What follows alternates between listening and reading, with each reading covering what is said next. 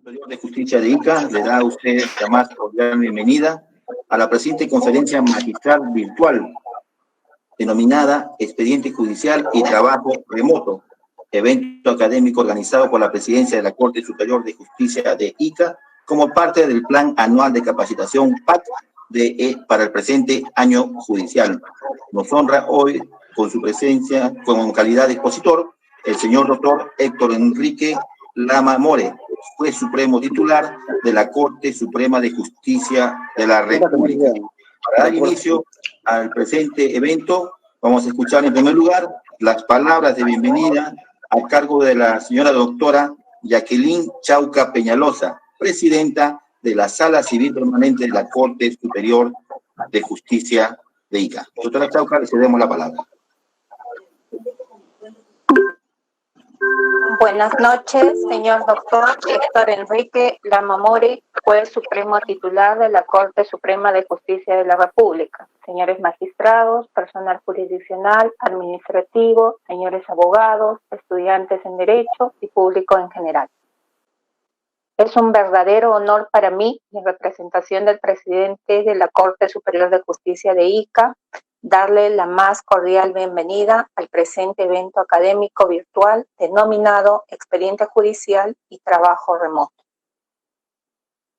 En horas de la tarde, el presidente de la República ratificó que la reactivación de las actividades del país serían en forma progresiva y acompañado de medidas sanitarias.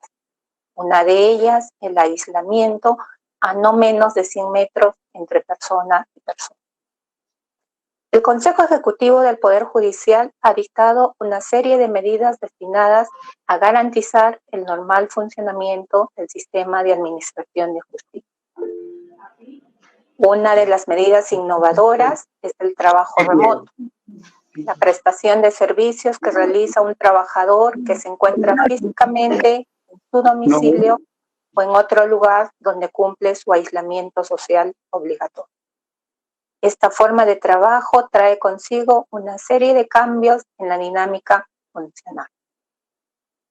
Paralelo a ello, el expediente judicial electrónico es otra medida innovadora, derivada de la nueva gestión del despacho que debemos adoptar para garantizar un servicio acorde a la crisis sanitaria que vivimos y que trae consigo la necesidad de subsistir en confinamiento y en una comunicación a distancia.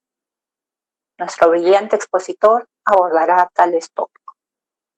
En ese sentido, doctor Lama, le reitero la bienvenida.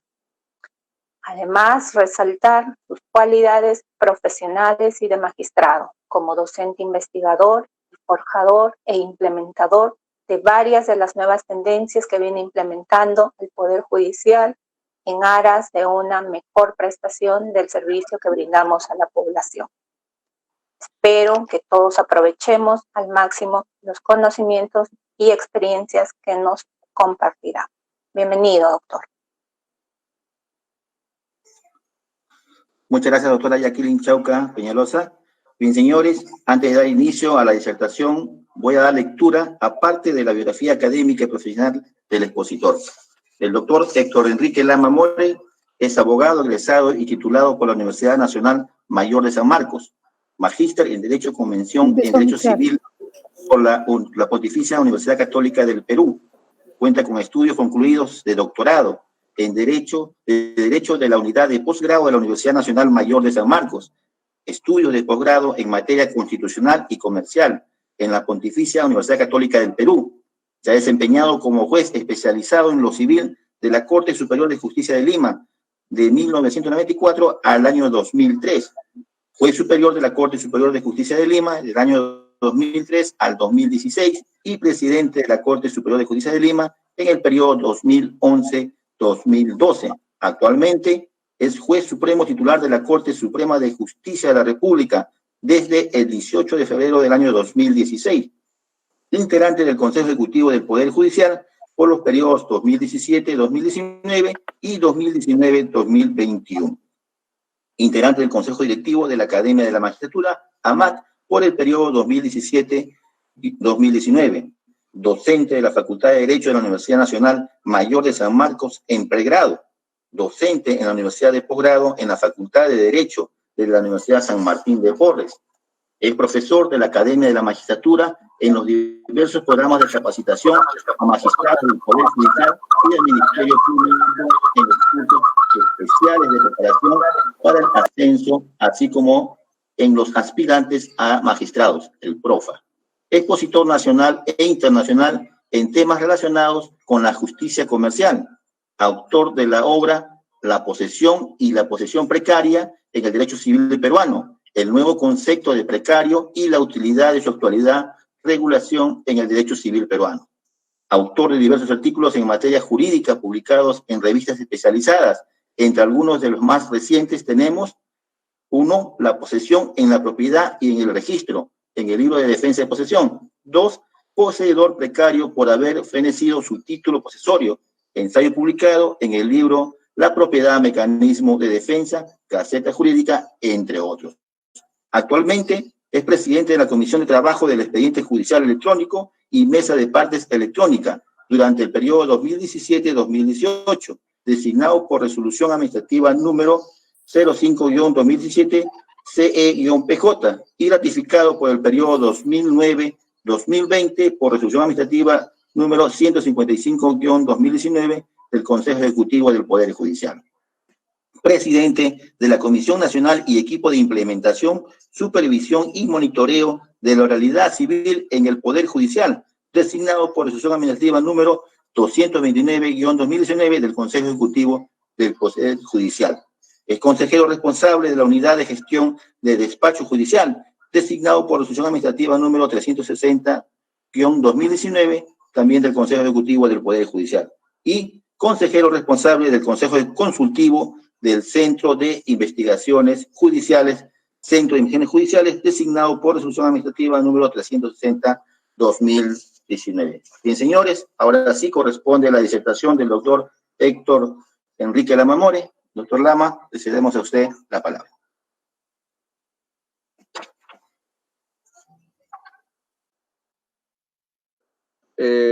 Bueno, buenas tardes. En principio, para agradecer la invitación de la Corte Superior de Justicia de Ica, en la persona de su presidente, y a los jueces de esta Corte y trabajadores y al público que nos acompañan en esta videoconferencia.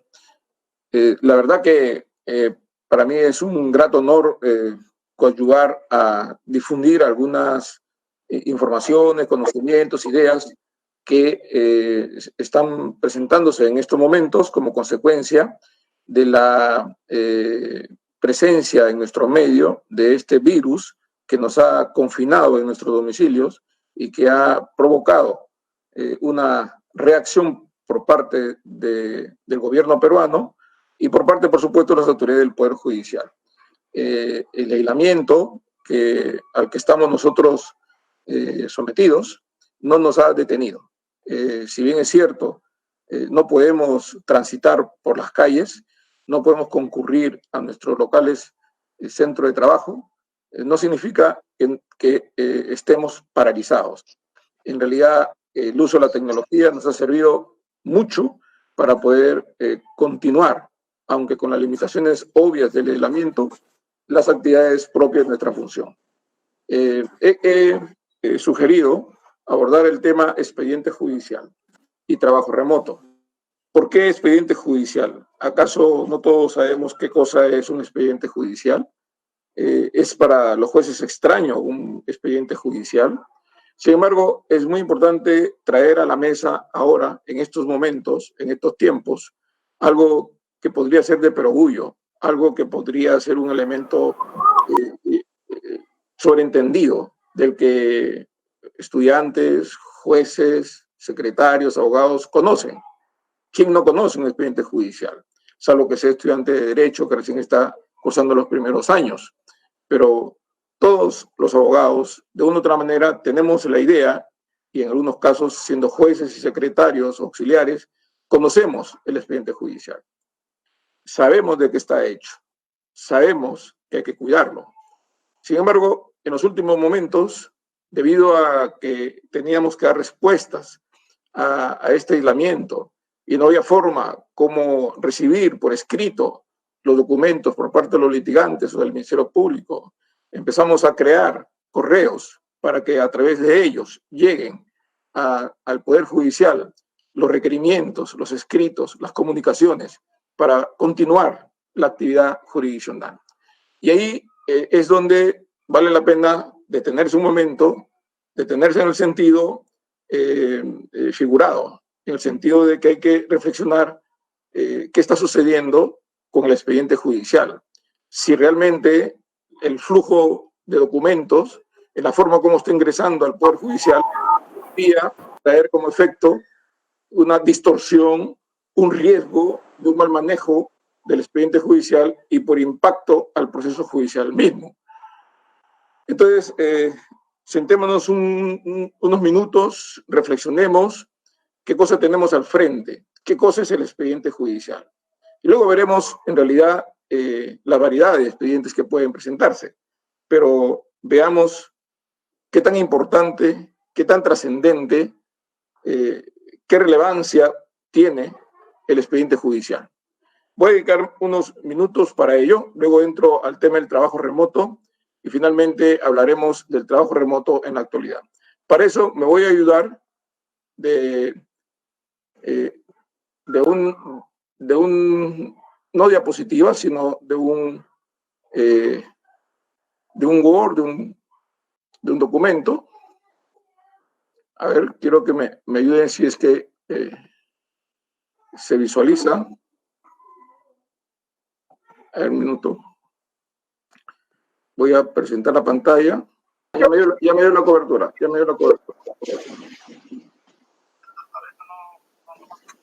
Sí, ya aparece, doctor Lama. Ya aparece, qué bueno. Ya.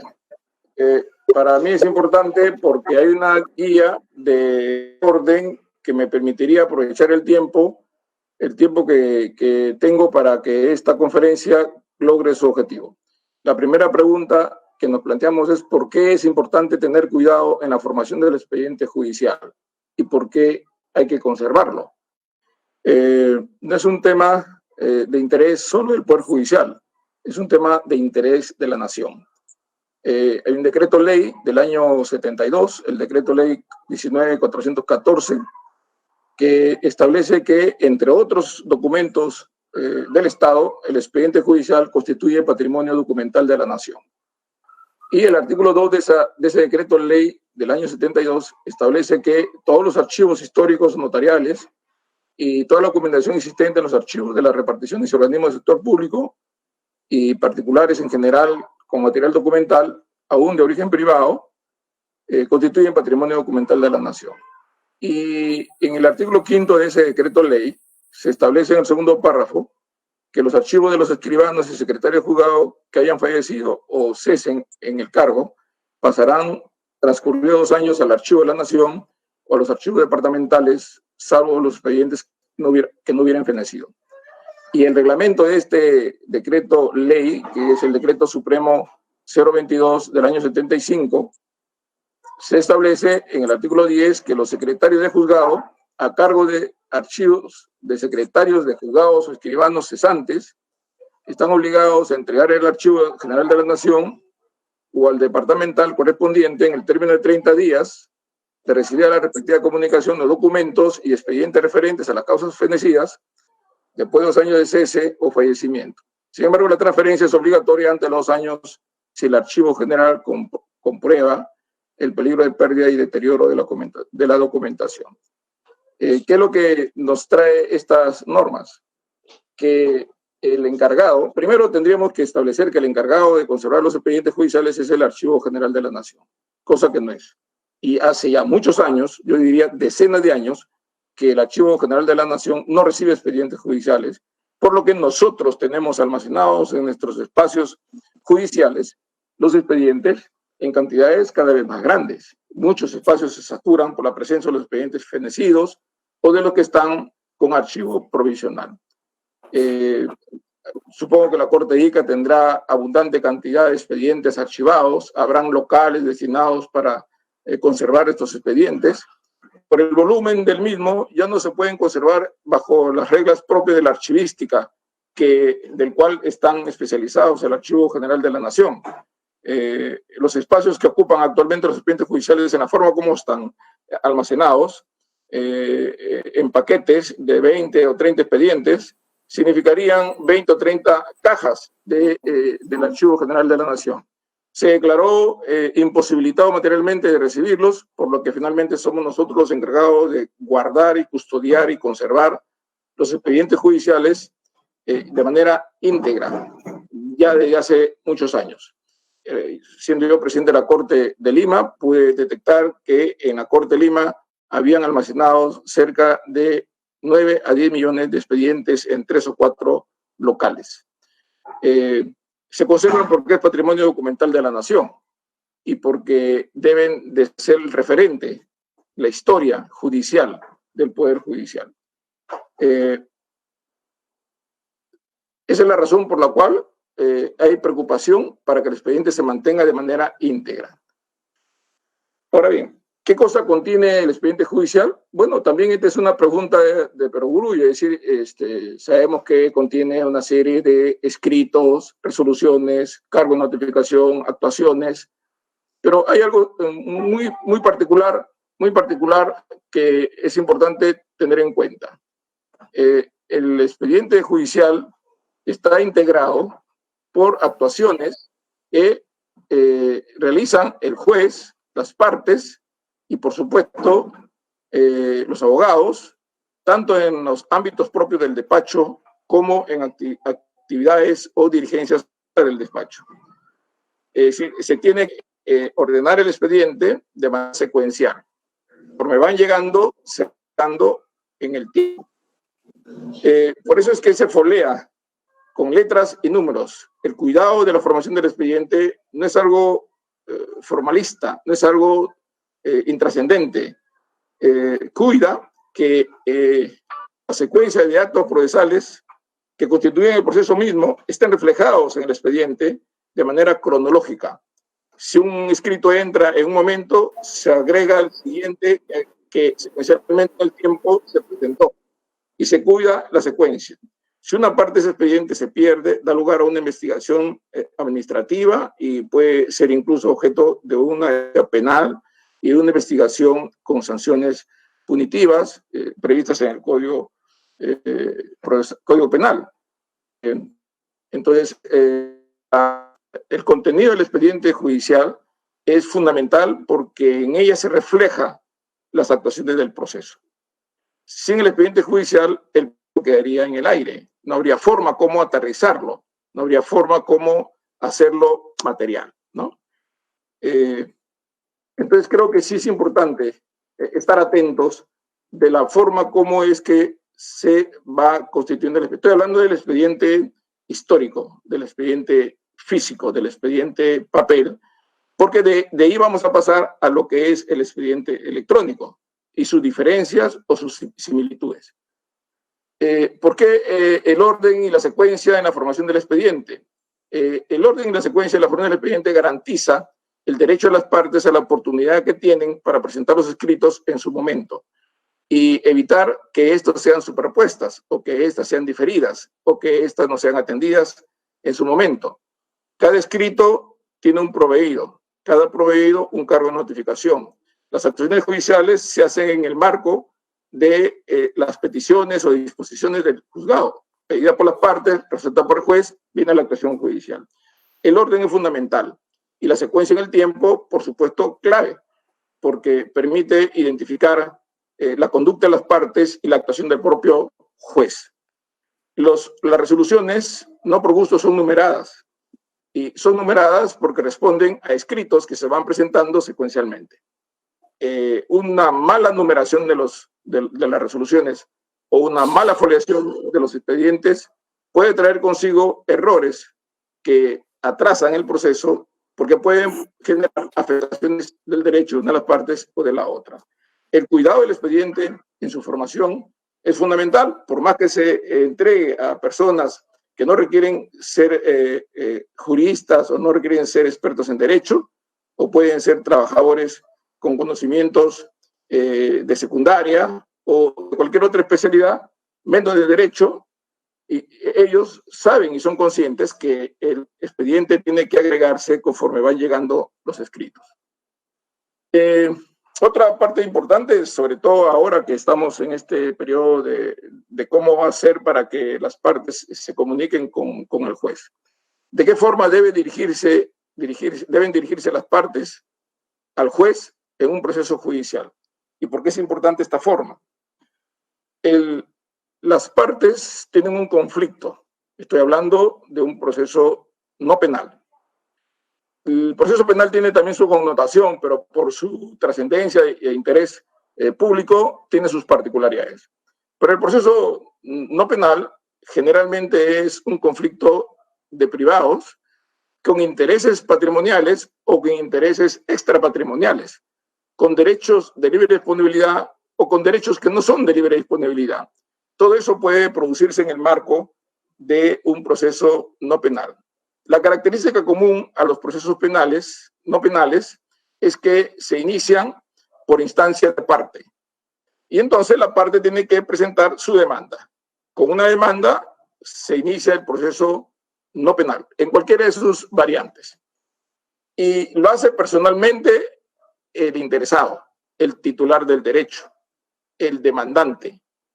Cuando señalo que lo hace personalmente es porque presenta un escrito con su firma original y su abogado con su firma original en un escrito en original. No presenta un escrito en fotocopia, presenta en original. Y, por supuesto, ningún juez se atrevería a impulsar un proceso en virtud de un escrito presentado en fotocopia sin que se verifique que el que puso la firma haya sido el titular, por lo menos en cuanto a que la firma sea original. No dan fe las fotocopias. En consecuencia, el expediente judicial se forma por la manera como es que se dirigen las partes al juez. Con documentos originales, con escritos originales, pueden adjuntar anexos en fotocopia, no hay problema, pero los escritos, que son el medio para el cual se dirige la parte al juez, deben ser siempre originales. Eso da la seguridad, porque en el caso de que algún cuestionamiento a la firma del escrito por fraude o sustitución de la persona, pueda hacerse el cotejo de la letra o de la grafía a través de una pericia grafotécnica e identificar si efectivamente la firma ha sido adulterada, ha sido sustituida o no es la firma de quien dice ser el titular. ¿Y esto por qué razón? Porque en un proceso judicial se decide el patrimonio de las personas, se decide el derecho que las personas tienen respecto a la familia, el derecho que tienen las personas respecto, valga la redundancia, a sus derechos fundamentales, a su protección, a la garantía. No es poca cosa. Lo que decide el Poder Judicial impacta decididamente en las personas que están vinculadas en el conflicto e impacta, por supuesto, implícitamente al resto de las personas, porque la jurisprudencia que puede emanarse de un caso podría tener efecto colateral en los otros casos que tienen una materia similar.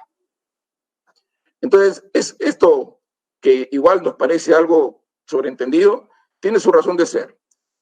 Y esta forma de dirigirse puede ser por escrito, original, puede ser personal, porque las partes pueden dirigirse personalmente al juez en audiencias. No estoy hablando de la entrevista personal que hacen las partes con los jueces, no. Estoy hablando de la forma como se dirige la parte dentro del proceso ante el juez, de tal manera que esa forma de dirigirse lo haga al interior del proceso. ¿En qué escenario podría la parte dirigirse al juez personalmente sin un escrito? En las audiencias. En las audiencias es la persona del demandante o el demandado quien está presente, salvo que estén actuando a través de apoderados, con las facultades que hubiera conferido el titular. Y la otra forma, y aquí me adelanto un poco a lo que voy a hablar después, la otra forma de dirigirse al juez, que no sea un expediente, un escrito físico firmado en original, que no sea verbal en una audiencia programada por el juzgado, sino podría ser también de manera virtual. es decir, enviada en línea, en cuyo caso la ley ha establecido que para ese efecto surtirá los mismos alcances de legalidad un escrito remitido al juez o a la autoridad o a cualquier otra persona de manera virtual, siempre y cuando tenga firma electrónica, firma digital, con un certificado digital autorizado por el Estado, en este caso RENIEC, o cualquier otra empresa privada que haya sido autorizada por Indecopi y a su vez por RENIEC. El certificado digital que da lugar a la firma electrónica o digital es el sustituto virtual de la firma gráfica original que se presenta.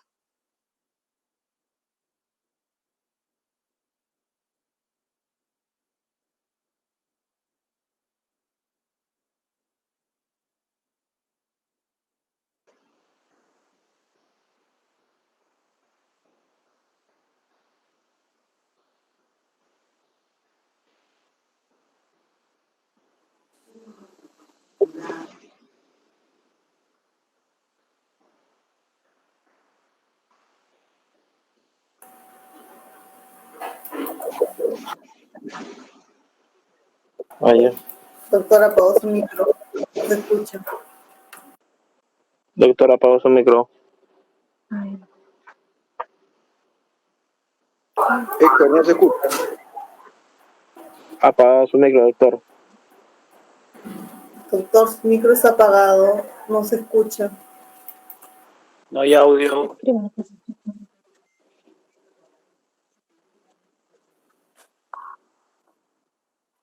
Sí, hace rato estuvo apagado. ¿Hace cuánto tiempo?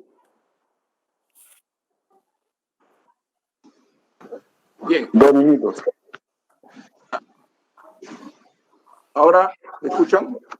Sí. Ya. Preguntabas hace cuánto tiempo he estado sin sonido. 2 minutos, 2 minutos. Ya. Preguntábamos si el expediente judicial y el proceso judicial es lo mismo. Bueno, el expediente judicial no es lo mismo que el proceso judicial. El expediente judicial es el soporte donde se registran las actividades que realizan las partes, el juez o los auxiliares jurisdiccionales. El proceso judicial es la secuencia de actos procesales que el juez realiza o las partes en sede en presencia del juez y de los auxiliares jurisdiccionales. El proceso judicial tiene por objeto la solución del conflicto.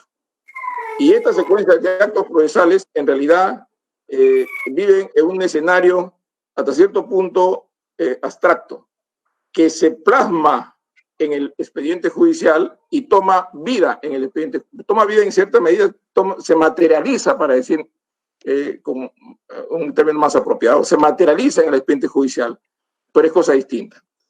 El expediente judicial puede contener actos procesales que no están en el proceso judicial. Pueden haber documentos que están acompañados por la parte, documentos probatorios, pero que por haberse presentado extemporáneamente no han sido incorporados al proceso. Pueden haber escritos presentados por una de las partes luego de vencido el plazo para contestar la demanda sin que signifique contestación de la demanda.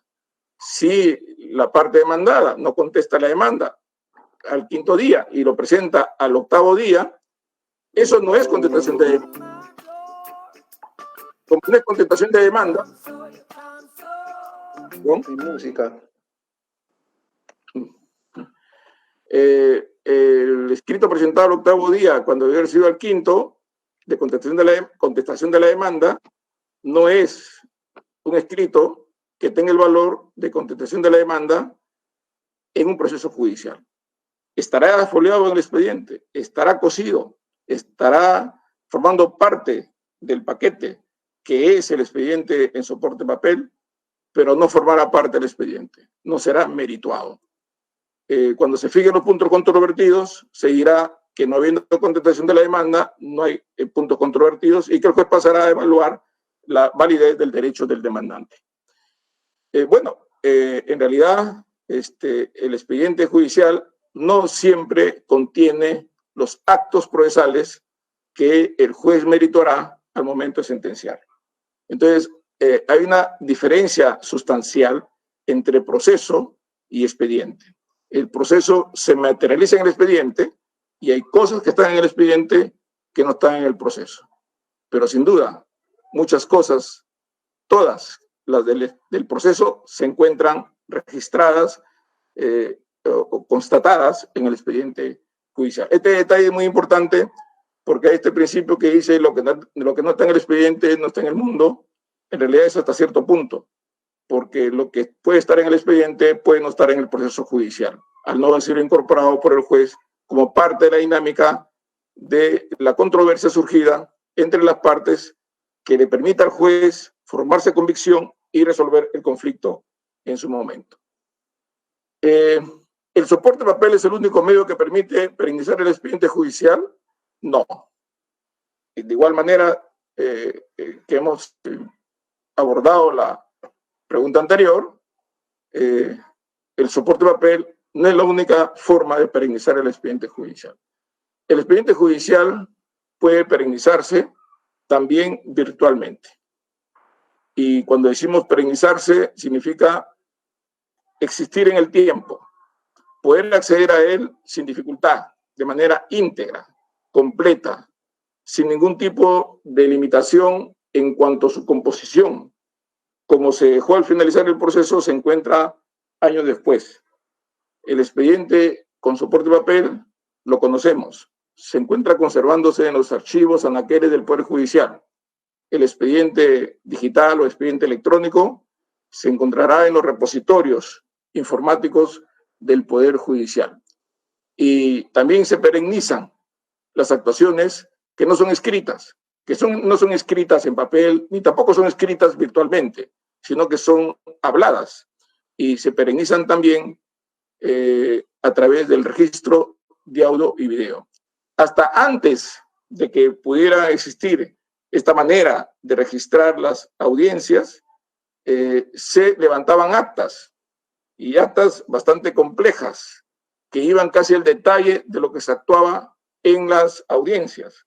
Recuerdo que muchas audiencias realizadas en el proceso civil se levantaban actas y se recogían las partes más importantes, y había discusión entre los abogados y el secretario que consignaba la actuación, en el sentido de que lo que se había consignado en el acta no es lo que había dicho el abogado o no es lo que había respondido la parte en una declaración, y que había puesto el secretario una palabra distinta a la palabra que dijo la parte o la que alegó haber dicho el abogado de la parte.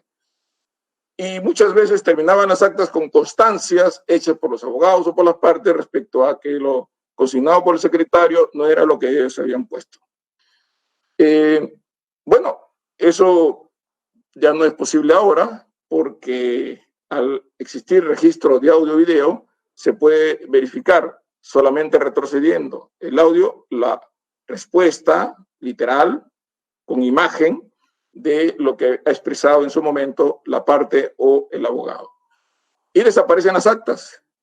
En otros sistemas existen unas personas que con unas máquinas están registrando todo lo que hablan las partes en un juicio o lo que dice el juez en ese juicio, generalmente juicios orales. En los sistemas anglosajones hay unos especialistas, personas que tienen unas máquinas y están transcribiendo casi palabra por palabra lo que está sucediendo en ese juicio. Eso que nosotros llamamos actas y que ellos son un escrito muy largo, de muchas páginas y extensiones, constituyen el registro que perenniza las actuaciones judiciales. Todos los sistemas tienen mecanismos para perennizar los procesos judiciales, unos de una forma y otros de la otra.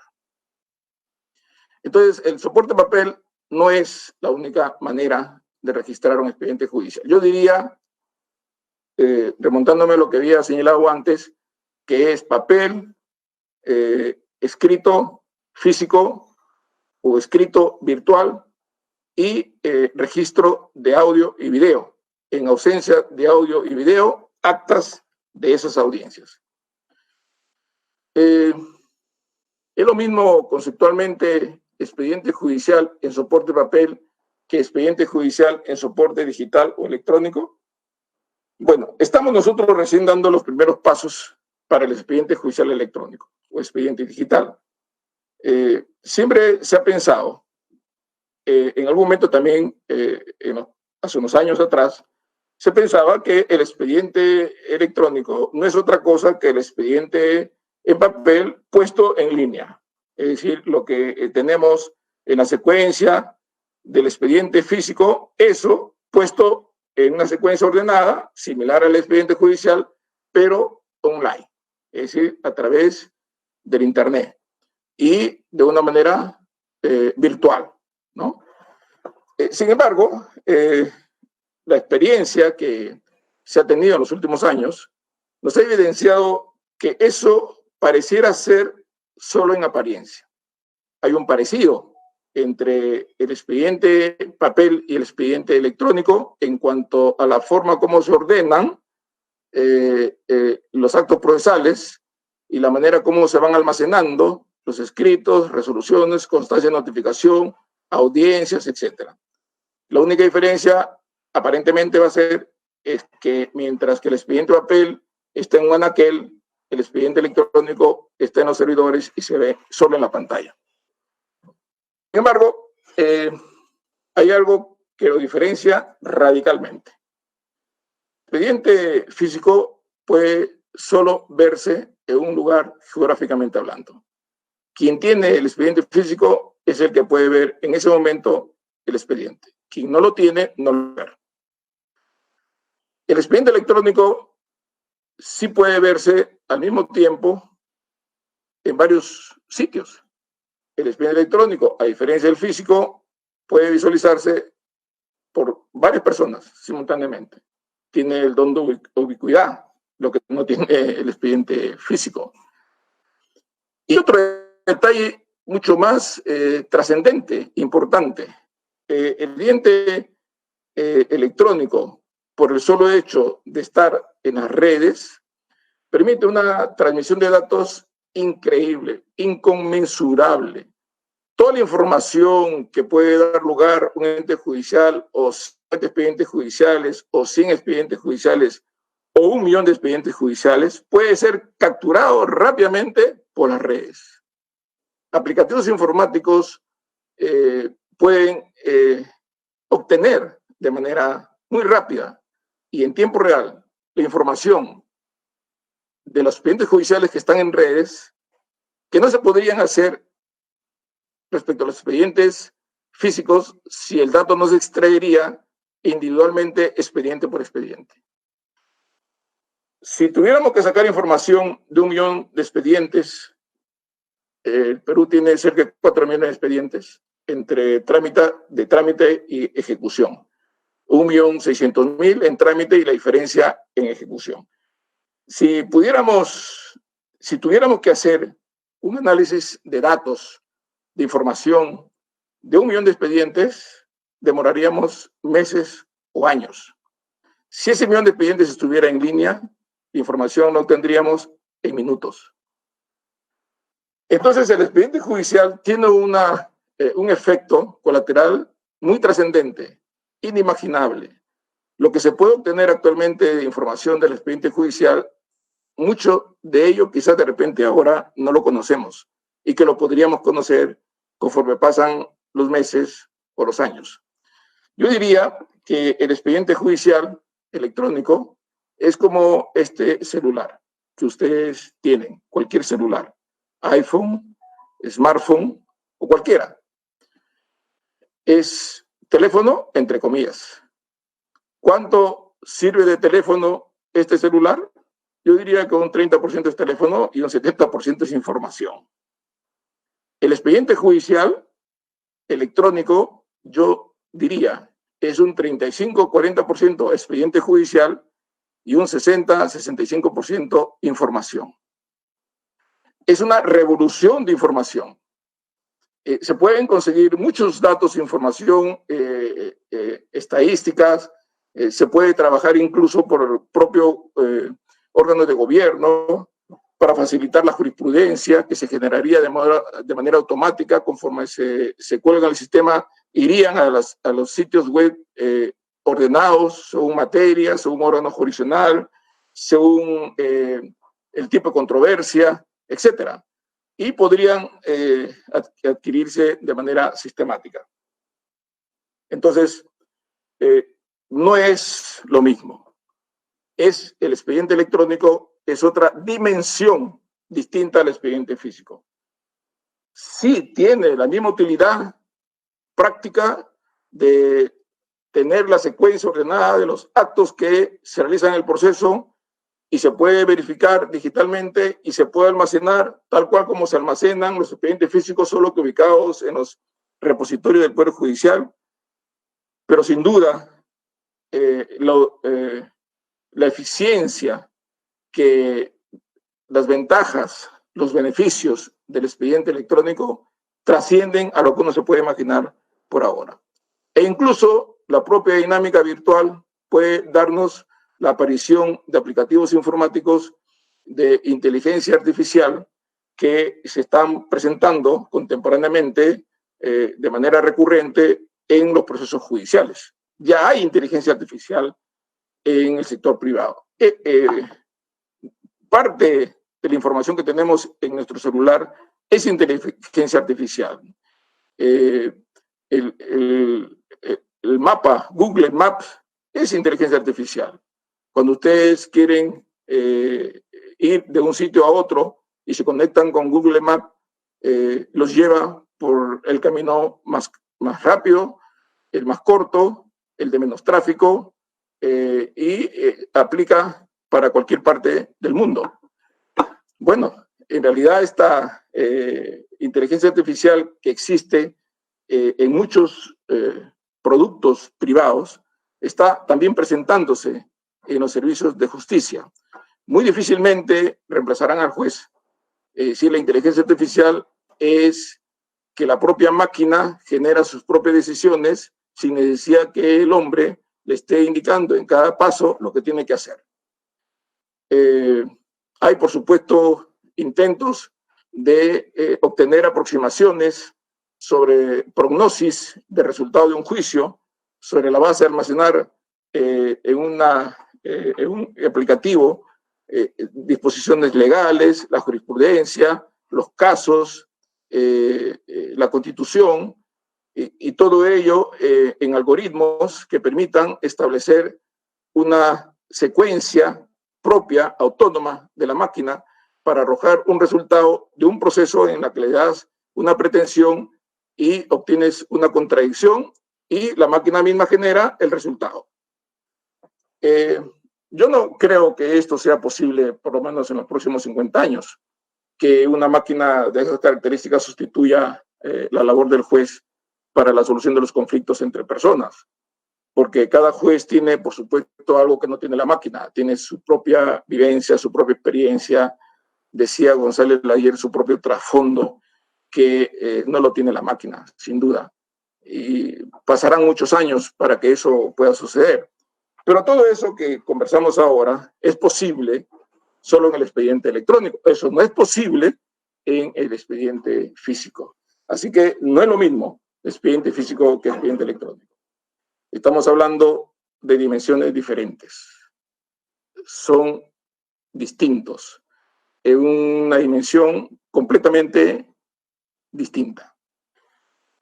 El transcurso del uso del expediente electrónico, recién estamos dando los primeros pasos, nos dará una idea más completa de la trascendencia de este instrumento tecnológico. Así que, sin duda alguna, responderíamos que el expediente electrónico no es lo mismo que el expediente judicial. El expediente electrónico existe en una dimensión diferente, cuyas utilidades pueden ser bastante grandes, kilométricamente distintas a las que podría darnos como beneficio o utilidad el expediente físico. Muy bien, ese es, digamos, el escenario del expediente electrónico. Y más adelante se van a dar cuenta por qué estoy tocando este tema. Alguien diría, pero ya sabemos, conocemos el expediente físico, ya sabemos que tiene que ser original, ya sabemos que tiene que ser secuencial, ya sabemos que tiene que foliarse, sabemos que tiene que conservarse, pero no nos hemos puesto a pensar por qué. Es decir, sabemos que existe, pero no encontramos la causa. ¿Por qué razón debe ser así? Y en estos momentos encontrar la causa, por qué razón debe ser así el expediente, es por lo que comentaremos en un momento. Reglas de emergencia en la formación del expediente judicial en época del COVID. ¿Qué ha pasado? A raíz del confinamiento provocado por la presencia de la pandemia, los órganos de emergencia trataban, por supuesto, de enfrentar los requerimientos, principalmente en el área penal, también en el área de familia, en menor escala, amparo y habeas corpus, tratando de que no exista concurrencia masiva de personas, que no concurra mucha gente a los órganos jurisdiccionales. Y a su vez, la limitación y el aislamiento que se venía de las partes impedía físicamente el desplazamiento. Entonces, la primera idea que se vino a la mente, sobre todo en penal, es correos electrónicos. Entonces, se ponen correos electrónicos y fiscales, partes, abogados envían por correos electrónicos sus documentos. Llega al Poder Judicial, el Poder Judicial los imprime y empieza a formarse el expediente. Y ahí viene el primer problema. ¿De qué se está formando el expediente? De fotocopias simples. La integridad del expediente judicial, su futura conservación, está en riesgo. No tengo que afirmar necesariamente que esos escritos sean falsos, pero de por medio hay muchas cosas trascendentes en la vida de las personas que no podemos poner al riesgo el destino de sus derechos, de su libertad, el destino de su patrimonio o de su familia, e incluso de su propia vida. Esto tiene que soportarse sobre la base de una responsabilidad que debe ser asumida por la parte que hace una afirmación ante un juez, o por la parte que inicia un proceso judicial ante un juez, y por la parte que contesta ante un juez. Los correos electrónicos tienen mucha fragilidad y son muy proclives a ser utilizados bajo formas fraudulentas, a efecto de causar impactos negativos en las personas sin que alguien asuma la responsabilidad. Cualquier persona puede abrir un correo electrónico. Nadie verifica si efectivamente la persona que dice tener ese nombre de ese correo electrónico sea aquella persona o si ese nombre existe. Porque ninguna de las firmas, Hotmail, Yahoo, Gmail, corrobora la autenticidad de quien abre un correo electrónico. Una persona puede abrir 10 correos electrónicos con 10 nombres distintos, con 10 direcciones distintas, y nadie puede tener la certeza del titular de ese correo electrónico.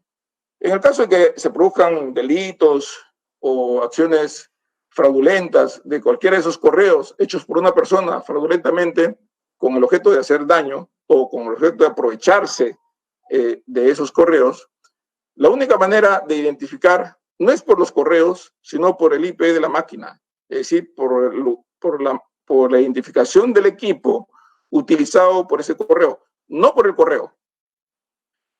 Y, por supuesto, a través del IP se llega a identificar el lugar de la máquina y quién es el propietario de la máquina.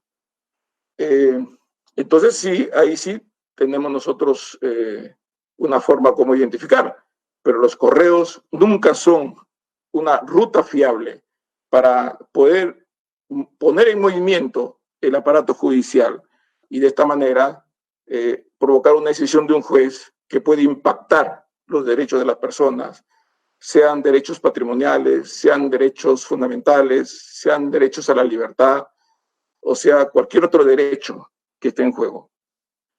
No hay responsabilidad ahí. Pero no quiere decir que el uso del correo electrónico sea malo per se. No. hay que darle su ubicación. Los correos electrónicos son válidos para simple comunicación, para información, para recibir pedidos de orden administrativo, pero nunca para formar un expediente. Por eso mi preocupación al transmitirle a ustedes las causas y razones por las cuales el expediente físico es tal como es, y que siempre lo hemos conocido así, pero no se nos ha ocurrido pensar la causa por la cual eso debe ser así. Y entonces ahora que vemos correos electrónicos que son canales para llegar al juez y son vías para iniciar procesos judiciales o son instrumentos para armar juicios, creo que estaríamos perdiendo la brújula de lo que supone tener en soporte de papel un proceso judicial que por la decisión del juez puede impactar negativamente a muchas personas.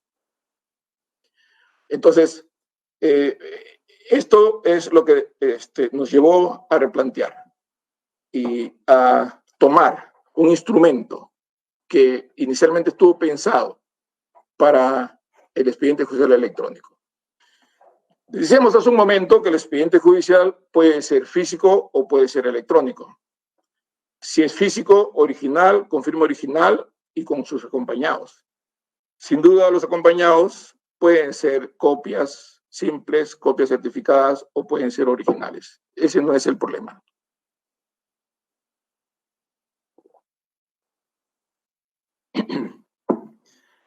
Pero los escritos con los que se acompañan los anexos tienen que ser originales, con firma original de la parte o firma original del abogado y su sello. Muy bien. Y en el expediente electrónico, ¿cómo funciona si no hay papel? Funciona como decíamos hace un momento. Se envía el escrito de manera virtual con firma electrónica. La firma electrónica le da autenticidad al escrito, de la forma como se dirige al juez. Y es válido el escrito con firma electrónica como lo es válido el escrito en papel con firma original. Y entonces, la ruta para dirigirse al expediente electrónico era la mesa de partes electrónica. Y la mesa de partes electrónica se configuró en el mismo lugar virtual de las casillas electrónicas.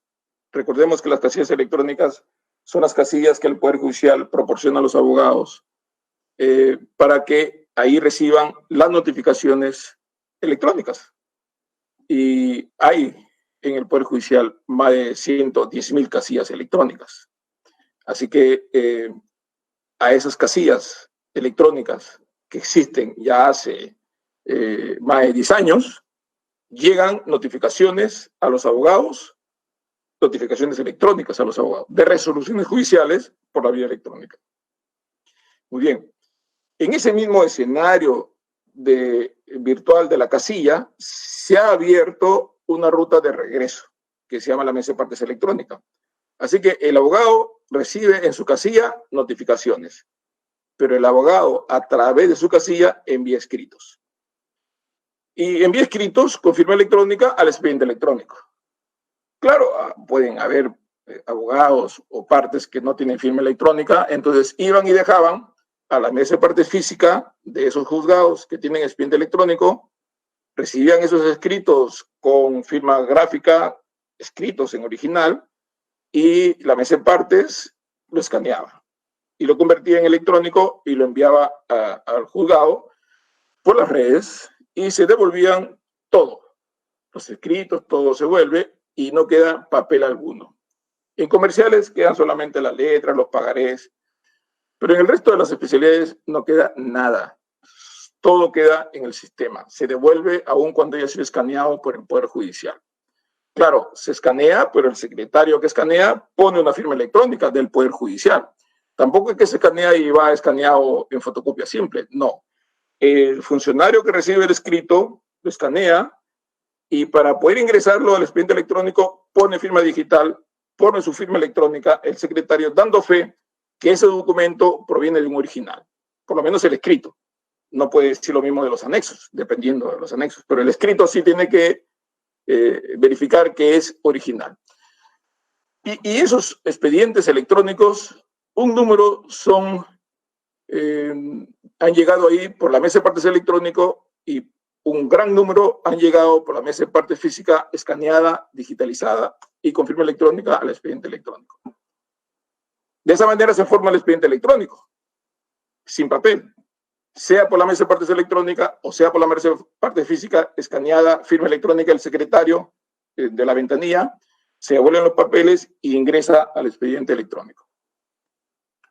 Hay 88 órganos jurisdiccionales con expediente electrónico y han ingresado más de 140.000 demandas o pedidos a estos órganos jurisdiccionales. Habrán 80.000 en giro, una cantidad menor en ejecución. Hay más de 1.000 expedientes electrónicos que han llegado a la Corte Suprema por diversas razones, principalmente por casación, y muchas de ellas que han ido a la Suprema ya se han ejecutado o están en plena ejecución. Esa es la formación del expediente electrónico. Pero decíamos hace un momento que había el riesgo, un grave riesgo, de pretender formar expedientes con fotocopias, sobre todo expedientes físicos. El correo electrónico, es virtual, no es físico. Llega sin firma electrónica, se imprime y es una fotocopia. Bueno, el Consejo Ejecutivo ha dicho, por temas del COVID, por temas de la emergencia, la mesa de partes electrónica se abre. Solo por el periodo de la emergencia sanitaria, la mesa de partes electrónica recibirá escritos dirigidos a expedientes físicos y se pondrá como opción, no como obligación, la firma electrónica. Se pueden presentar escritos a la mesa de partes electrónica para el expediente electrónico y se pueden presentar escritos por la mesa de partes electrónica a expedientes físicos. Esa es la novedad.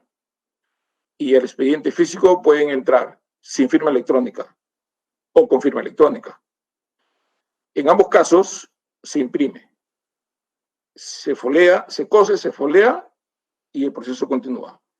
Pero ojo, decíamos hace un momento que está entrando sin firma electrónica, significa que es una fotocopia simple. Entonces el Consejo Ejecutivo ha dicho, ya, si es sin firma electrónica, entonces el interesado tiene que venir vencido de emergencia sanitaria, él tiene que venir personalmente y confirmar que eso es verdadero. O si el juez desea, podría convocarlo a una audiencia virtual para que expresamente él diga al juez virtualmente si los escritos presentados son auténticos o no lo son. Cualquiera de las dos formas. Si lo quiere antes, convoca una audiencia virtual y a una especie de confirmación, un acto de confirmación virtual con imagen, audio y video, se graba, se inserta en el sistema y se confirma la autenticidad de lo presentado. Y si entra con firma electrónica, entonces igual, se graba, se imprime, se folea, pero ya no necesita confirmación porque ya tiene confirma electrónica, pero como se ha impreso, salió de la red para llegar al mundo real, al mundo objetivo, y el secretario tiene que certificar que ha impreso un documento bajado del sistema y que contenía firma electrónica. Entonces, el secretario, con sello y firma gráfica, certifica ese hecho y lo agrega al expediente y no será necesario que sea confirmado después, porque es como si fuera original. ¿Y por qué tiene que certificar el secretario si tiene firma electrónica? Porque la firma electrónica solo funciona en las redes. La firma electrónica no funciona en el papel. Si sale de la red, ya no sirve la firma electrónica. Pero si yo extraigo de la red, he verificado en la red misma la firma electrónica que es correcta, imprimo, sale el cuadradito que es firma electrónica, yo certifico que esa es la firma electrónica confirmada en la red. Y ahí sí necesitas que alguien diga que eso es verdad. Y se puede continuar el proceso sin ninguna dificultad. Y de esa manera se forma un expediente físico a través de una ruta electrónica. Y hay un doble candado. porque se entiende que llega desde las casillas de los abogados, no llega desde un correo al que no se conoce quién es el que creó ese correo. Llega desde una casilla de las que el Poder Judicial otorga a los abogados claramente identificados. Decíamos que hay más de 110.000 casillas electrónicas a nivel nacional con abogados o entidades públicas, etc. Entonces, el uso de la mesa de partes electrónica sirve para la formación del expediente electrónico, pero en este periodo de COVID también servirá para la formación del expediente físico, con las características que estoy mencionando. Otra pregunta que nos hacemos es, ¿el expediente físico escaneado o digitalizado es expediente judicial electrónico? No. ¿Qué necesitamos para que ese expediente pueda ser trabajado por el juez desde su casa si es expediente físico? Si es expediente físico, lo ideal sería que esté en el sistema para que a través del sistema lo pueda ver el juez desde su domicilio. Para eso hay que digitalizarlo, para eso hay que escanearlo y ponerlo en el sistema. Y una vez que lo tiene digitalizado, puede verlo. Y nada más. El trámite sigue siendo el físico. Ese expediente no se convirtió en electrónico. Decíamos en días previos a este, el expediente físico se inició como físico, termina como físico, y si se escanea o digitaliza es solo un espejo. Es decir, es solo para verlo. No es para darle dinámica procesal, porque la dinámica de los actos procesales seguirán constando en el soporte papel del expediente físico. Así que es solo una facilidad para que el juez pueda verlo desde el sistema, el expediente físico, que por razones obvias es muy complicado retirarlo a cada uno de los domicilios del juez, del secretario, o si es un colegiado de un juez al otro juez y al otro juez. Si fuera electrónico lo pueden ver todos al mismo tiempo y trabajarlo sin ninguna dificultad. Muy bien, ahí cerramos en lo referido a la formación del expediente. Y como podrán ustedes darse cuenta, son fundadas las razones para reflexionar sobre este tema, porque es muy delicado, sobre todo por las causas que resuelven los jueces, vinculados a los derechos de las personas, que el expediente no sea formado de la manera adecuada como exige la ley. Muy bien, ahora pasamos al otro tema y al final vamos a ver cómo se conecta uno con trabajo remoto. Bueno, en realidad el trabajo remoto tiene una connotación similar al teletrabajo. Y a propósito, lo he comparado con el teletrabajo, porque ambos son trabajo a distancia. El trabajo a distancia es el trabajo que se hace fuera del centro de labores, ¿no? Normalmente las personas son contratadas para trabajar físicamente en las instalaciones del empleador. El empleador dice, este va a ser tu oficina, este va a ser tu lugar, este va a ser el taller, es decir, en las instalaciones del empleador. Y el trabajo a distancia es el trabajo que hace la persona en lugar distinto a su centro de labores o a las instalaciones del empleador, que puede ser su casa o cualquier otro lugar. Pero en el trabajo a distancia apareció el año 2013 la ley 30036 del teletrabajo. Y este año, en el 15 de marzo de este año, apareció el decreto de urgencia 026, el 15 de marzo, con relación a medidas tipo excepcionales y temporales para prevenir la propagación del coronavirus. El territorio nacional dictó el gobierno justo un día antes del inicio del aislamiento social, el 15 de marzo. El inicio del aislamiento social fue el 16. Este es un decreto de urgencia del 15 de marzo, que es el que regula el trabajo remoto. ¿Cuál es la diferencia jurídica? Aunque ambos se refieren a trabajo a distancia, la diferencia jurídica básicamente está en que para el teletrabajo desde el punto de vista del concepto del teletrabajo según esta norma, está pensado para que el trabajador labore o preste servicios al empleador en su domicilio o en lugar distinto a su centro de labores, normal, a la que señala el empleador, usando tecnologías, es decir, usando las TICs. El teletrabajo estuvo pensado para hacer trabajo a distancia con el uso de las TICs, tecnologías de información y conocimiento, o tecnologías de información y comunicación, como quiera denominárselo. Es más, al trabajador se le llama teletrabajador en esa norma, porque la labor en realidad está pensada para el uso de las telecomunicaciones o de equipos informáticos con conexión de Internet. El trabajo remoto, que surge con ese nombre, siendo trabajo a distancia por razones del COVID-19, no necesita uso de tecnología.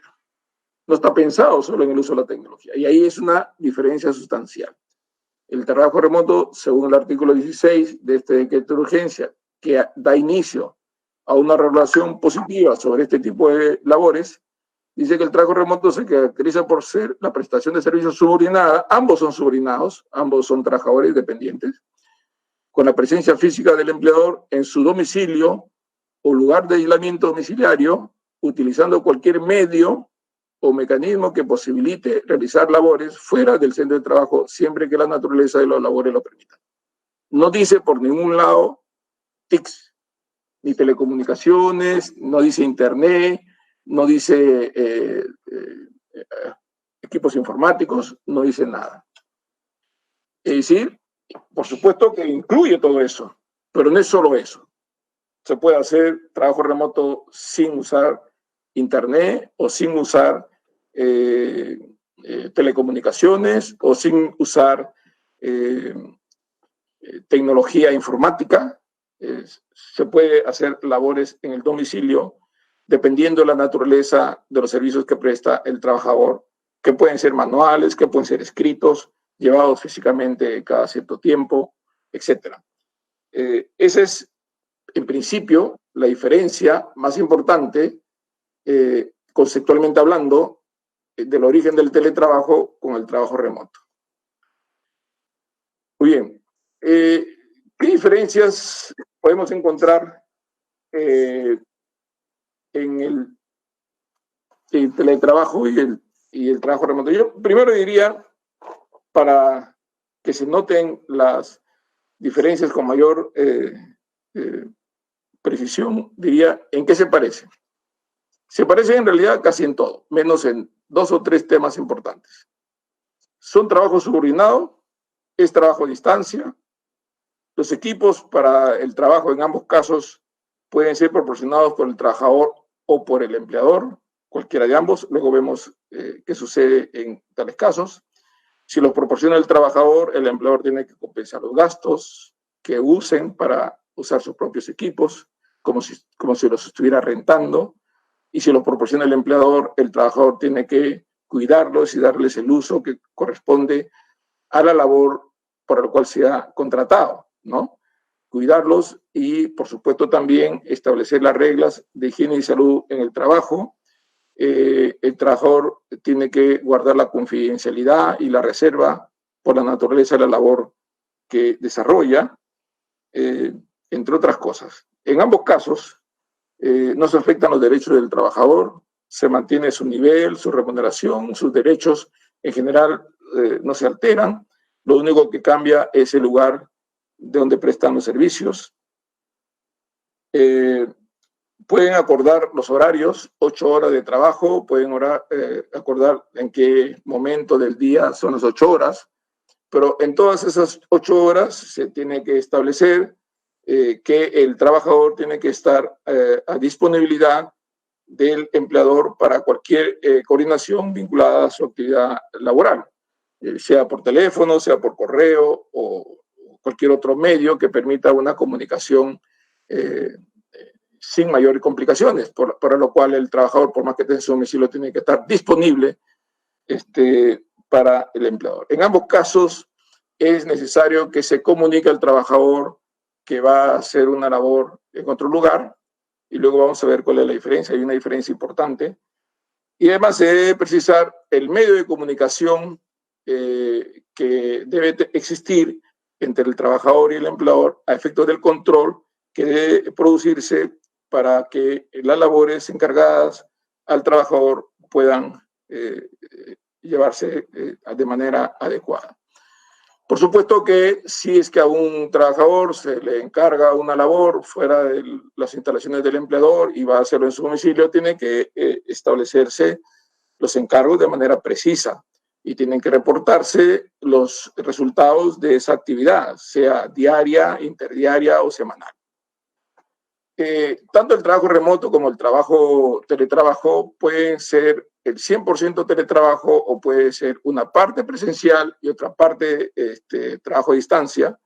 Sí puede ser únicamente trabajo remoto o teletrabajo, o puede ser combinado, es decir, algunos días o algunas horas en su centro de labores y otras en su domicilio. ¿Cuáles son las diferencias entre trabajo remoto y teletrabajo? La primera y más importante es que el teletrabajo es voluntario. La propone el empleador, pero el trabajador tiene que aceptarla. Tiene que haber convenio y tiene que estar por escrito. Si el trabajador no acepta, no hay teletrabajo. En el trabajo remoto no es voluntario, es una potestad del empleador. El empleador designa a un trabajador para que labore fuera de su centro de labores, o sea, que vaya a trabajar a su domicilio, ¿no? En el caso del teletrabajo, es consustancial el teletrabajo al uso de las TIC. Y puede, por supuesto, en este caso, el trabajador pedir que dejar de hacer teletrabajo porque considere que está siendo apartado porque es dirigente sindical y que estando físicamente en su centro de labores afecta su labor sindical, o se le ha apartado por alguna razón distinta a la propiamente laboral, y él puede reclamar y puede, por supuesto, impugnar esa decisión. Luego de que incluso haya convenido, puede pedir retorno, pero en el caso de que pida retorno, el que decide es el empleador, ¿no?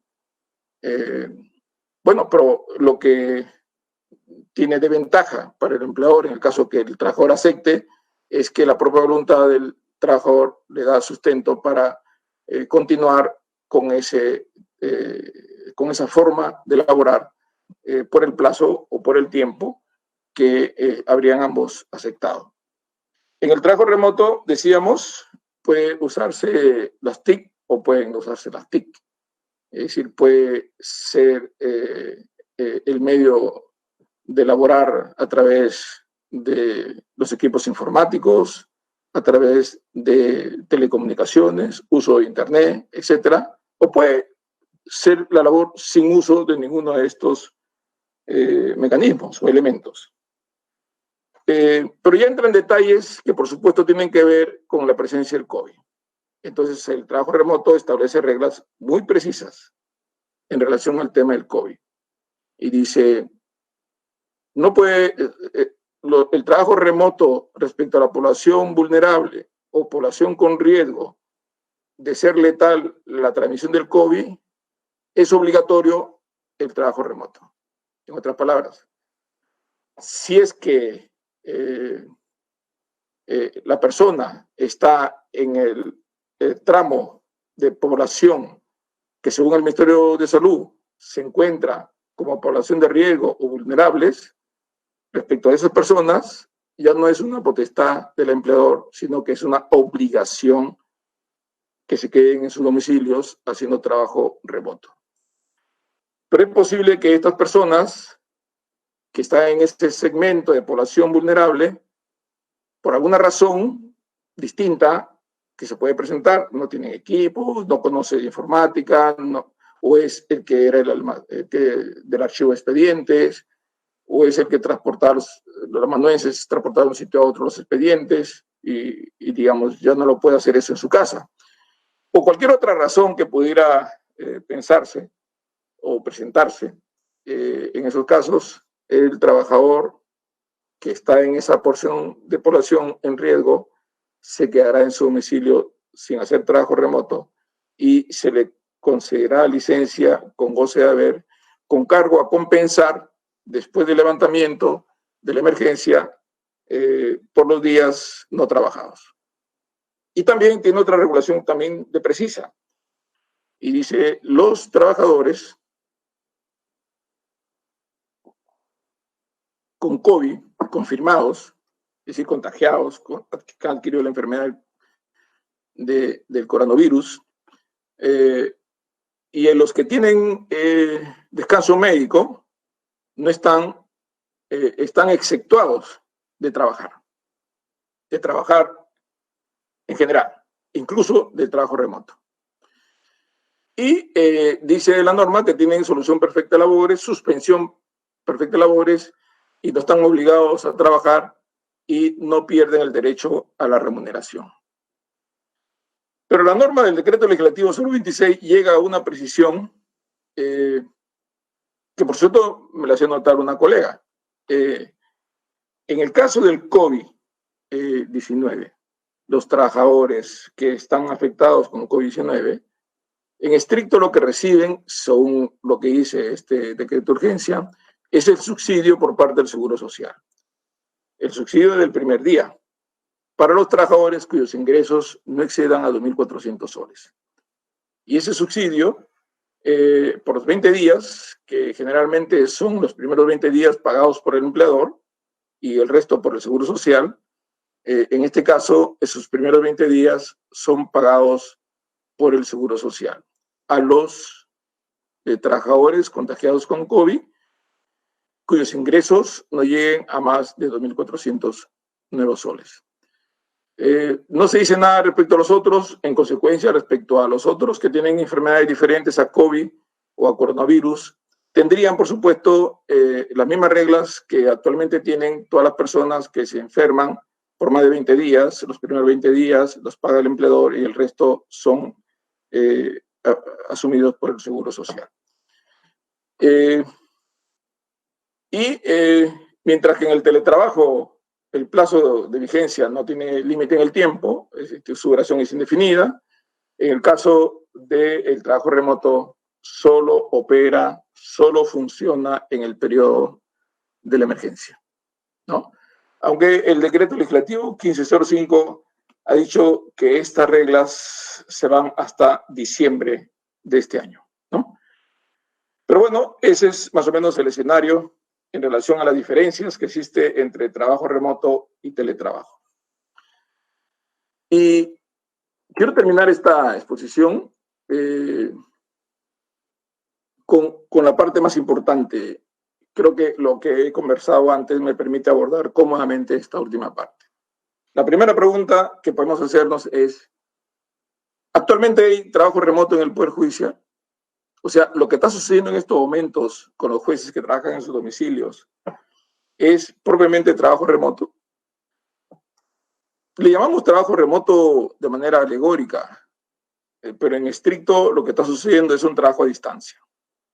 Todos los trabajadores del Poder Judicial, jueces y trabajadores, trabajen o no trabajen, salvo los órganos de emergencia, reciben su remuneración.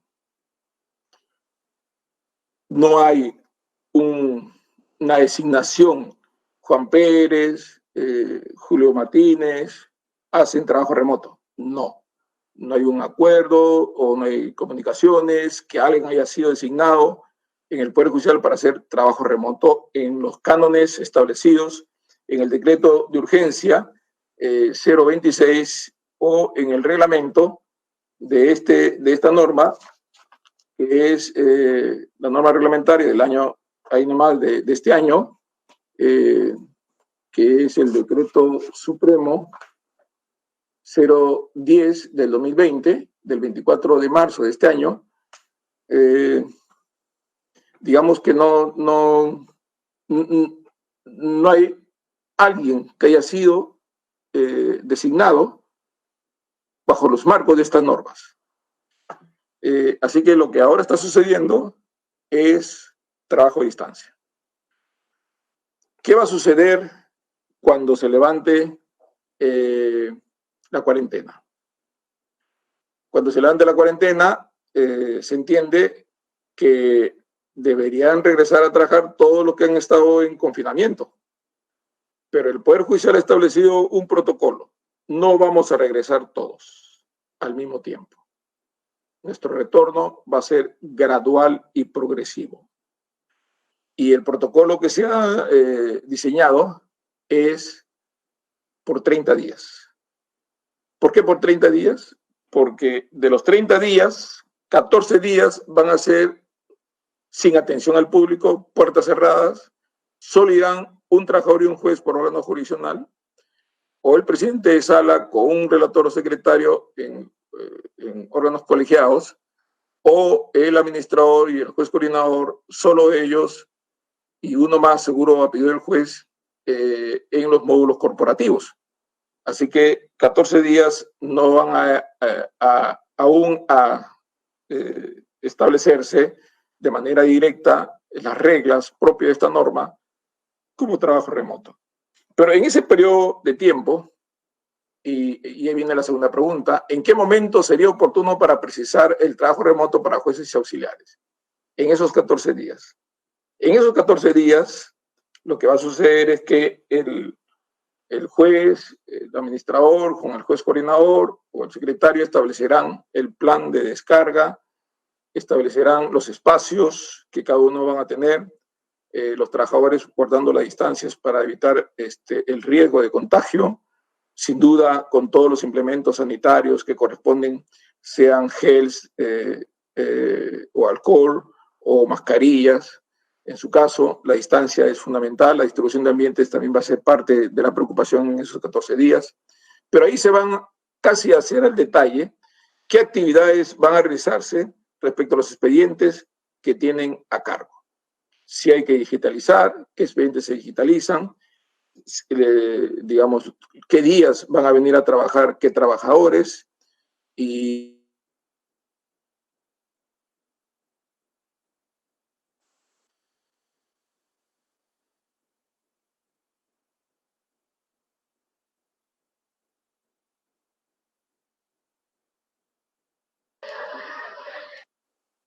cuando estén presentes acá, qué expedientes van remoto.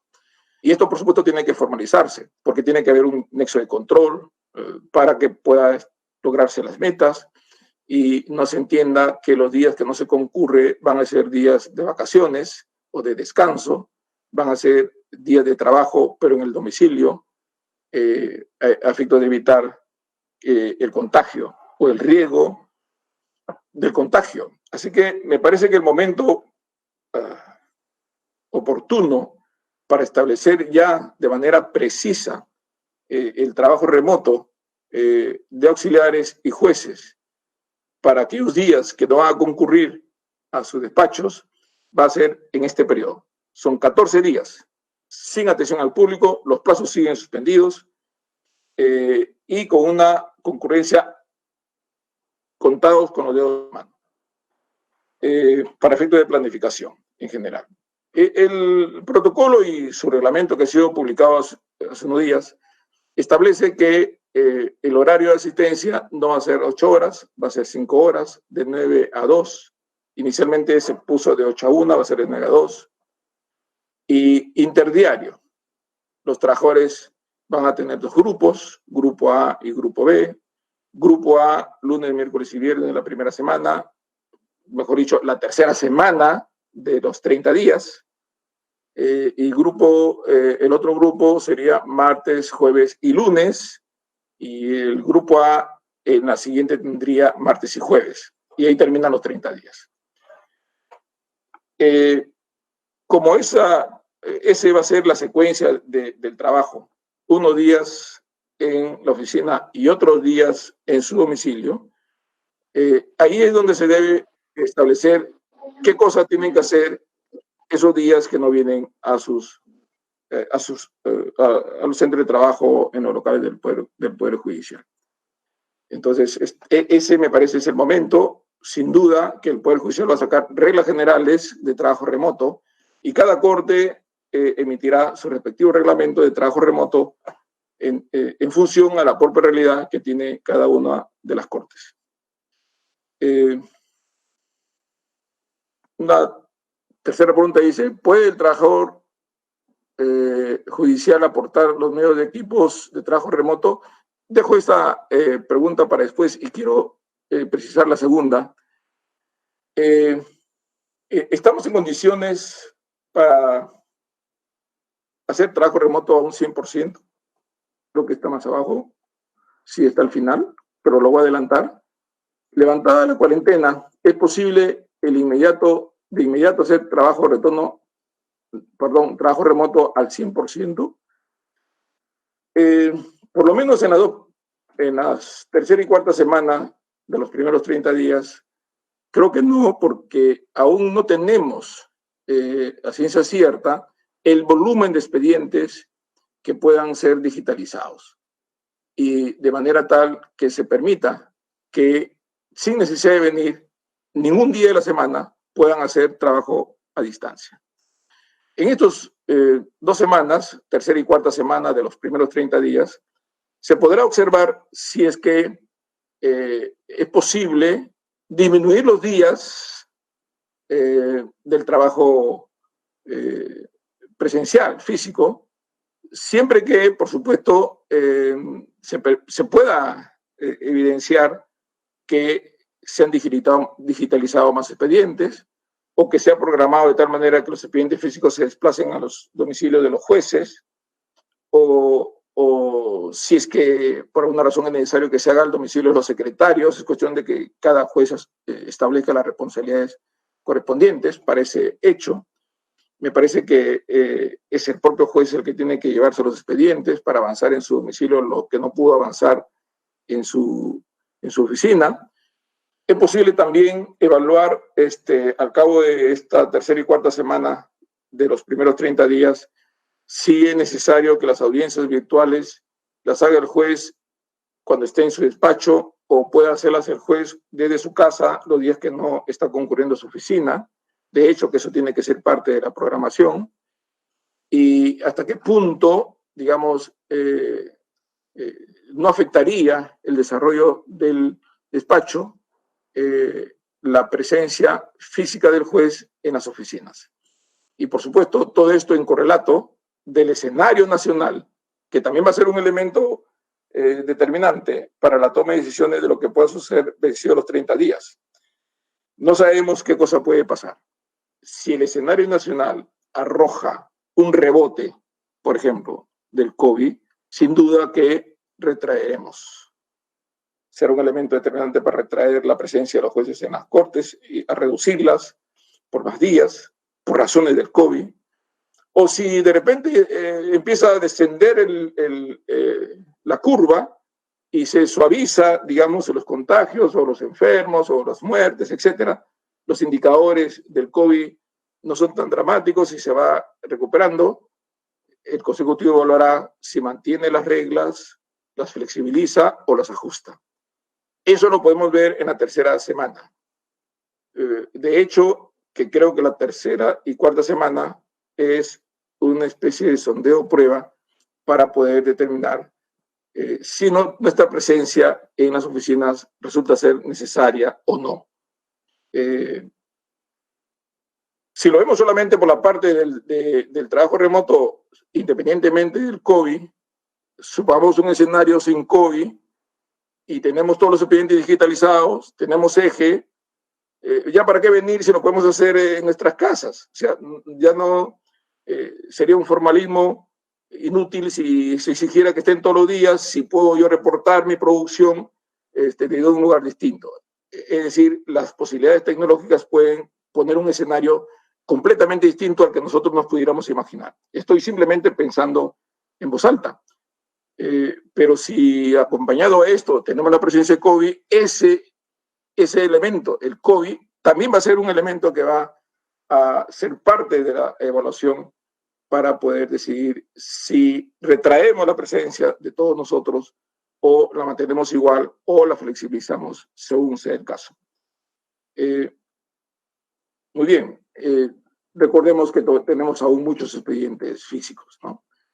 Pero también tengo entendido que en algunas áreas, especialidades, se han digitalizado parte de los expedientes. Tengo entendido laboral, ha venido digitalizando. Algunas cortes han venido digitalizando contencioso administrativo, civil, no todos. Entonces, si hay un cúmulo de expedientes digitalizados que pueden ser capturados desde las casas a través de estos VPN, creo que no habría problema para que se pueda hacer trabajo desde el domicilio. Pero esto va a depender, pues, de la evaluación que se haga esos 14 días y de la presencia del COVID en el entorno nacional. ¿Qué herramientas facilitarían en el Poder Judicial el trabajo remoto? Sin duda, el eje. Ha quedado demostrado que el expediente electrónico ha permitido que los órganos jurisdiccionales puedan funcionar con el expediente electrónico simultáneamente con los órganos de emergencia. Y están activando sus procesos, porque no es necesaria la concurrencia física de las personas a los órganos jurisdiccionales. ¿Contribuye el escaneo o digitalización de los expedientes físicos? Por supuesto. Si tú escaneas el expediente físico y lo pones en un repositorio del SIC y lo puedes ver de tu domicilio a través del VPN, entonces puedes tú trabajar en tu casa sin necesidad de llevarte el expediente. Esa es una herramienta importante tecnológica. El VPN, el enlace para acceder al enlace web para acceder al SIC, por supuesto que sí contribuye. El VPN es lo que permite que el juez de su domicilio acceda al SIG, al Sistema Integrado Judicial. Lo hemos dicho esto muchas veces, el Sistema Integrado Judicial es un intranet, no internet. Intranet es un aplicativo que sus redes solo están en las fronteras informáticas del Poder Judicial. Para que alguien entre al interior de este intranet del Sistema Integrado Judicial, tiene que tener un acceso especial, personalizado. El VPN es un acceso personalizado que permite entrar al SIC a través de su computadora. Y el enlace web es un aplicativo que se desarrolla a partir del SIC para entrar en web, es decir, sin necesidad de entrar a la computadora suya, entra directamente por enlace internet, se abre una especie de ventana al SIC y con un enlace web puede el juez desde su casa, sin necesidad de usar VPN, acceder a la información que tiene el Sistema Integrado Judicial. Este aplicativo web que sustituiría al VPN debe estar saliendo en producción para el mes de junio, la primera o segunda semana de junio. ¿Por qué es mejor el enlace web respecto al VPN? Porque el VPN, que es un enlace para acceder a la información del SIC, se hace a través de la computadora del magistrado o del secretario. Para poder acceder al SIC es necesario que la computadora esté prendida. Y la computadora debería estar prendida para esos fines las 24 horas del día. Entonces, con el enlace web no necesitas que ninguna computadora esté prendida y puedes entrar directamente al SIC y extraer la información que se requiera. ¿Facilita el trabajo remoto el nuevo uso de la mesa de partes electrónicas? Por supuesto.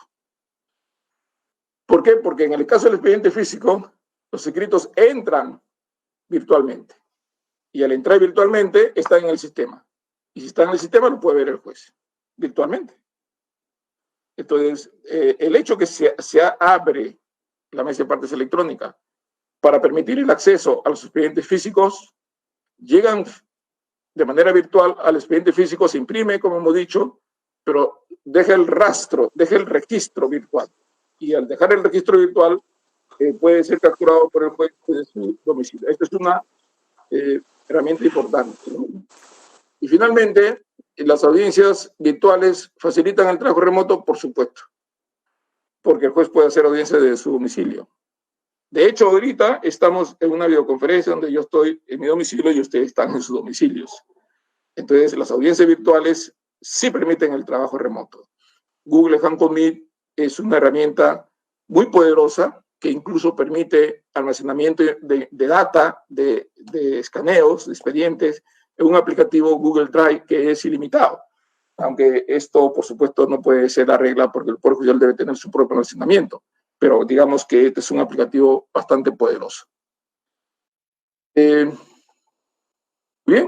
en general diríamos que el trabajo remoto es una manera de enfrentar la pandemia y permitiría el trabajo a distancia y evitaría que las personas concurran físicamente a los locales del Poder Judicial. Termino dando un dato que me acaba de llegar hace unos minutos. La gerencia informática informa que la mesa de partes electrónica tiene ya ingresados escritos a los procesos físicos. Y según me explican, dice, en Cajamarca hay un escrito que ha entrado por la mesa de partes electrónica, pero para eje. En el Callao hay 14 escritos para expedientes no ejes entrados por la mesa de partes electrónica. Ya la mesa de partes electrónica no es exclusiva para expedientes electrónicos. Decimos que se ha abierto para los expedientes físicos. Bueno, en el Callao ya hay 14 escritos presentados por la mesa de partes electrónica hacia expedientes físicos. En Lima hay 372 escritos presentados por la mesa de partes electrónica a los expedientes físicos. Este es un dato muy importante porque ya no va a haber mucha gente en las mesas de partes físicas cuando se levante el aislamiento y se abran las mesas de partes en los locales. Cuando se abran las mesas de partes en los locales, ya no va a haber tanta gente porque mucha gente ya viene presentando desde ahora los escritos a los expedientes físicos. Y de esa manera combatimos la concurrencia de personas para que el COVID no se propague. Bien, eso es todo, queridos amigos. Muchas gracias. Bueno, ha sido para nosotros, doctor, un honor haber recibido de su parte tan prolija disertación. Esta crisis sanitaria ha desencadenado el aislamiento social, pero se ve más llevadera al escuchar los aportes tan importantes que usted nos ha compartido, lo cual sin duda beneficiará en la prestación del servicio que brindamos en ICA. Una vez más, doctor, la Corte Superior de Justicia de ICA queda sumamente agradecida con su persona, esperando volverlo a tener pronto por este u otro medio para tratar este tema y otros que quedarán seguramente en la palestra. Doctor, un abrazo a la distancia, cuídese mucho y de igual forma un agradecimiento a todos los participantes, esperando volver a vernos nuevamente por este medio. Hasta luego. Gracias por la invitación. Gracias.